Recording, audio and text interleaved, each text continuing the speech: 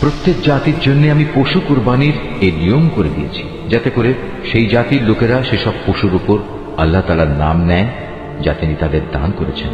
সুতরাং তোমাদের মাবুদ তো হচ্ছেন একজন, অতএব তোমরা তাঁরই সামনে আনুগত্যের মাথা নত করো। হে নবী, তুমি আমার বিনীত বান্দাদের সাফল্যের সুসংবাদ দাও। হে নবী, আমারই উদ্দেশ্যে তুমি কোরবানি করো। নিশ্চয়ই পরিশেষে তোমার নিন্দুকরাই হবে শেকড় কাটা অসহায়। আল্লাহ তাআলার কাছে কখনো কোরবানির গোশত ও রক্ত পৌঁছায় না, হ্যাঁ, তার কাছে তোমাদের তাকওয়াটুকুই পৌঁছায়। এভাবে আল্লাহ তাআলা এদের তোমাদের অধীন করে দিয়েছেন, যাতে যে দিনের পথ তিনি তোমাদের দেখিয়ে দিয়েছেন তার সে উপকারের জন্য তোমরা তার মাহাত্ম্য বর্ণনা করতে পারো। আমি তোমাদের জন্য কোরবানির উটগুলোকে আল্লাহ তাআলার নির্ধারিত নিদর্শন সমূহের মধ্যে শামিল করেছি, এতেই তোমাদের যাবতীয় মঙ্গল নিহিত রয়েছে। অতএব কোরবানি করার সময় তাদের সারিবদ্ধভাবে দাঁড় করিয়ে তাদের উপর আল্লাহ তাআলার নাম নাও। অতঃপর জবাই শেষে তা যখন একদিকে পড়ে যায়, তখন তোমরা তার গোশত থেকে নিজেরা খাও, যারা এমনি আল্লাহর রিজকে সন্তুষ্ট আছে তাদের, এবং যারা তোমার কাছে সাহায্য প্রার্থী হয় এদের সবাইকে খাওয়াও। এভাবেই আমি এদের তোমাদের অধীন করে দিয়েছি, যাতে তোমরা এজন্য আল্লাহ তাআলার শুকর আদায় করতে পারো। তুমি একান্ত বিনয়ের সাথে বলো, অবশ্যই আমার নামাজ, আমার ইবাদত, আমার জীবন, আমার মৃত্যু সব কিছুই সৃষ্টিকুলের মালিক আল্লাহ তাআলার জন্য। তার শরীক সমকক্ষ কেউ নেই। আর একথা বলার জন্যই আমাকে আদেশ দেওয়া হয়েছে। আত্মসমর্পণকারী মুসলমানদের মধ্যে আমি হচ্ছে সর্বপ্রথম। সে যখন তার পিতার সাথে দৌড়াদৌড়ি করার মতো বয়সের অবস্থায় উপনীত হল, তখন সে ছেলেকে বলল, হে বৎস, আমি স্বপ্নে দেখি আমি যেন তোমাকে জবাই করছি। বলো, এ ব্যাপারে তোমার অভিমত কি?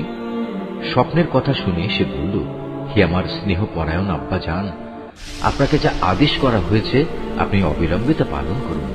ইনশাআল্লাহ আপনি আমাকে এ সময়ও ধৈর্যশীলদের মাঝে পাবেন।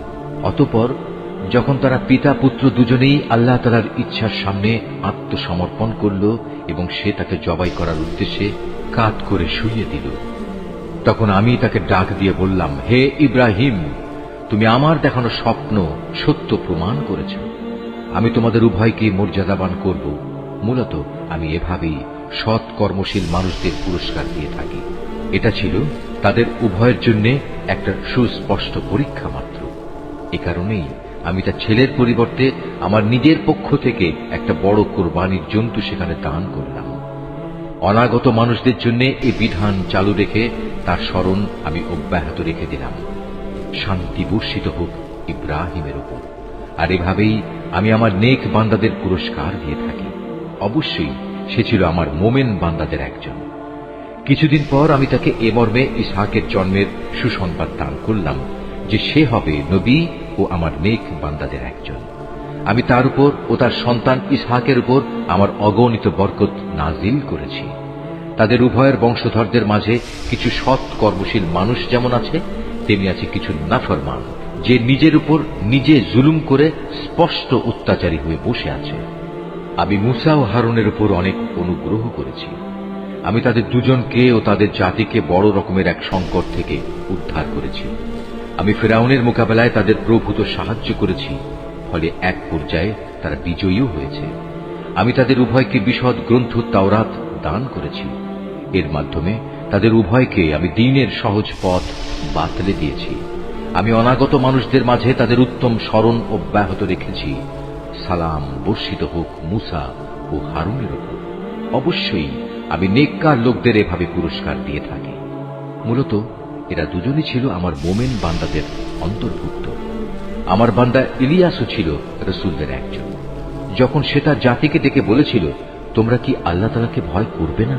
তোমরা কি বাল দেবতাকেই ডাকতে থাকবে? আল্লাহ তাআলা যিনি শ্রেষ্ঠ স্রষ্টা, তাকে এভাবেই পরিত্যাগ করবে? আল্লাহ তাআলা যিনি তোমাদের মালিক তোমাদের পূর্ববর্তী বাপ দাদাদেরও। কিন্তু তারা তাকে মিথ্যাবাদী সাব্যস্ত করল। কাজেই অতঃপর তাদের অবশ্যই দণ্ড ভোগ করার জন্য হাজির করা হবে। তবে আল্লাহ তাআলার নিষ্ঠাবান বান্দাদের কথা আলাদা। আমি অনাগত মানুষদের মধ্যে তার উত্তম স্মরণ বাঁকিয়ে রেখে দিয়েছি। সালাম বর্ষিত হোক ইলিয়াসপন্থী নেক বান্দাদের উপর। তাদের স্মরণ অব্যাহত রেখে আমি এভাবেই সৎ কর্মপরায়ণ মানুষদের পুরস্কার দিয়ে থাকে। অবশ্যই সে ছিল আমার নেক বান্দাদের মধ্যে একজন। নিঃসন্দেহে লূতও ছিল রসুলদের একজন। যখন আমি তাকে এবং তার সকল পরিবার পরিজনকে একটি পাপী সম্প্রদায়ের উপর আগত আযাব থেকে উদ্ধার করেছি, একজন বৃদ্ধা মহিলা বাদে, কেননা সে ছিল পেছনে পড়ে থাকা ধ্বংসপ্রাপ্ত লোকদেরই অন্তর্ভুক্ত। অতঃপর অবশিষ্ট সবাইকে আমি বিনাশ করে দিয়েছি।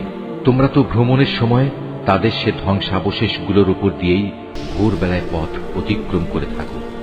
অতিক্রম করো প্রতি সন্ধ্যা ও রাতের বেলায়। তবু কি তোমরা এই ঘটনা থেকে কিছু শিক্ষা গ্রহণ করবে না? ইউনুসও ছিল রসুলদের একজন। এটা সে সময়ের কথা যখন সে পালিয়ে গিয়ে একটি মাল ভর্তি নৌযানে পৌঁছল। নৌকাটি অচল হয়ে যাওয়ায় আরোহীদের মাঝে এই অলক্ষণী ব্যক্তি কে? অতঃপর লটারির মাধ্যমে তা পরীক্ষা করা হল এবং ফলাফল অনুযায়ী সে ইউনুসই অলক্ষণে অপরাধী সাব্যস্ত হল। অতঃপর একটি বড় আকারের মাছ এসে তাকে গিলে ফেলল। এই অবস্থায় সে মাছের পেটে বসে নিজেকে ধিক্কার দিতে লাগল। যদি সে তখন আল্লাহ তাআলার পবিত্রতা ও মাহাত্ম্য ঘোষণা না করত, তাহলে তাকে তার পেটে কিয়ামত পর্যন্ত কাটাতে হত। অতঃপর আমি তাকে মাছের পেট থেকে বের করে একটি গাছপালাহীন প্রান্তরে নিক্ষেপ করলাম। এ সময় সে অসুস্থ হয়ে পড়েছিল। সেখানে তার উপর ছায়া দান করার জন্য আমি একটি লতা বিশিষ্ট লাউ গাছ উদ্গত করলাম। অতঃপর তাকে আমি 1,00,000 লোকের জনবসতির কাছে নবী বানিয়ে পাঠালাম। বরং এ সংখ্যা অন্য হিসেবে ছিল আরো বেশি। এরপর তারা তার উপর ঈমান আনল। ফলে আমিও তাদের একটি সুনির্দিষ্ট সময় পর্যন্ত জীবন উপভোগ করতে দিলাম। হে নবী, এদের তুমি জিজ্ঞেস করো, তারা কি মনে করে তোমাদের মালিকের জন্য রয়েছে কন্যা সন্তান আর তাদের জন্য রয়েছে সব পুত্র সন্তান? আমি কি ফেরেশতাদের মহিলা করে বানিয়েছিলাম এবং বানাবার সময় তারা কি সেখানে উপস্থিত ছিল? সাবধান, তারা কিন্তু এসব কথা নিজেরা নিজেদের মন থেকেই বানিয়ে বলে। আল্লাহ তাআলা সন্তান জন্ম দিয়েছেন, আসলে ওরা হচ্ছে সুস্পষ্ট মিথ্যাবাদী। আল্লাহ তাআলা কি ছেলেদের উপর অগ্রাধিকার দিয়ে নিজের জন্য কন্যা সন্তানদের পছন্দ করেছেন? এ কি হলো তোমাদের? কেমন অর্থহীন সিদ্ধান্ত করছো তোমরা? তোমরা কি কখনোই কোনো সদুপদেশ গ্রহণ করবে না? অথবা আছে কি এর পক্ষে তোমাদের কাছে কোনো সুস্পষ্ট দলিল প্রমাণ? থাকলে তোমরা তোমাদের সে কিতাব নিয়ে এসো, যদি তোমরা সত্যবাদী হও। এ লোকেরা আল্লাহ তাআলা ও জিন জাতির মধ্যে একটা সম্পর্ক স্থির করে রেখেছে, অথচ জিনেরা জানে অন্য বান্দাদের মতোই তারা আল্লাহ তাআলার আদেশের অধীন, এবং তাদের মধ্যে যারা বদকার তাদের অবশ্যই শাস্তির জন্য একদিন নিয়ে আসা হবে। এরা আল্লাহ তাআলা সম্পর্কে যেসব বেহুদা কথাবার্তা বলে, আল্লাহ তাআলা তা থেকে পবিত্র ও মহান। তবে হ্যাঁ, যারা আল্লাহ তাআলার নিষ্ঠাবান বান্দা তারা আলাদা। অতএব হে কাফেররা, তোমরা এবং তোমরা যাদের গোলামি করো সবাই মিলেও তাদের আল্লাহ তাআলা সম্পর্কে বিভ্রান্ত করতে পারবে না। তোমরা কেবল তাদেরই গোমরা করতে পারবে যারা জাহান্নামের অধিবাসী। ফেরেশতাদের কথা স্বতন্ত্র, কেননা তারা বলেছিল আমাদের মধ্যে থেকে প্রত্যেকের জন্য একটি নির্ধারিত পবিত্র স্থান রয়েছে। আমরা তো আল্লাহ তাআলার সামনে সারিবদ্ধভাবে দণ্ডায়মান থাকি এবং সদা সর্বদা আমরা তাঁর পবিত্রতা ও মাহাত্ম্য ঘোষণা করি। এসব লোকেরাই কোরআন নাজিলের আগে বলতো, পূর্ববর্তী লোকদের কেতাবের মতো যদি আমাদের কাছেও কোনো উপদেশ গ্রন্থ থাকত, তাহলে তার বদৌলতে আমরাও আল্লাহ তাআলার নিষ্ঠাবান বান্দা হয়ে যেতাম। অতঃপর যখন তাদের কাছে আল্লাহর কিতাব এলো, তখন তারা তা অস্বীকার করল। অচিরেই তারা এই আচরণের পরিণাম জানতে পারবে। আমার খাস বান্দা রসুলদের ব্যাপারে আমার এ কথা সত্য হয়েছে। তারা অবশ্যই সাহায্য প্রাপ্ত হবে এবং আমার বাহিনী সর্বশেষে বিজয়ী হবে। অতএব হে নবী, কিছু কালের জন্য তুমি এদের উপেক্ষা করো। তুমি তাদের অবস্থা পর্যবেক্ষণ করতে থাকো। অচিরেই তারা বিদ্রোহের পরিণাম দেখতে পাবে। এরা কি তাহলে সত্যি আমার আযাব ত্বরান্বিত করতে চায়? এর আগে যাদের এভাবে সতর্ক করা হয়েছিল, তাদের আঙিনায় যখন শাস্তি নেমে এলো, তখন গজব নাজিলের সে সকালটা তাদের জন্য কত মন্দ ছিল।